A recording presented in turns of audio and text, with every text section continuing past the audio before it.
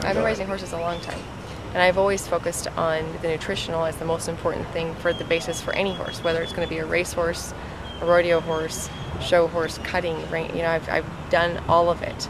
My preference for a long time was rodeo, and now with my husband, obviously wanted to be in the race part of it. That's what we're into. But it's the same for all horses. They all have to start just like a child, you know, with what was put into them when they're young. Our first experience with Cal Density is we were watching one of the big races. It was one of the Triple Crown races last year or 2 years ago.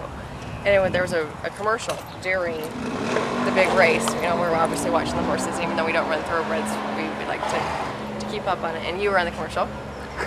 And I went to the website and started reading the research myself, which that's what sold me on it. And I called, it was on a Sunday, because the race, I believe, was Saturday.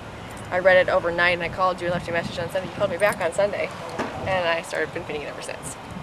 We notice we haven't had any bad x-rays. Our babies don't get sore, even when they first go to training. I break them all myself. They're able to take a lot more of the training without having to have a break, so I can put more pressure mentally and physically on them. And they are happy, calm, healthy. They don't get sick. I really haven't had any issues that you see typically when you're training the young ones, as far as weak ankles and, you know, unbalanced horse or anything. I haven't had any of that.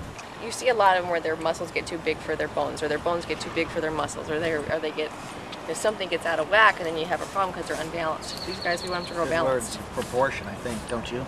Yeah. Very proportionate horses, which is what everybody looks for. They have wonderful feet. They're just no problems. But they don't get sore shins. That's the biggest thing that we've noticed as a whole.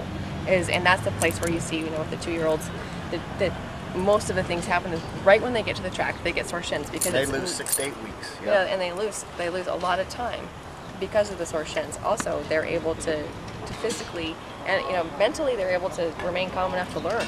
We've x-rayed a few for fun, just to see, you know, we haven't had any that have gotten sore, so we x-rayed them just to see, and ours were, I mean, they looked phenomenal.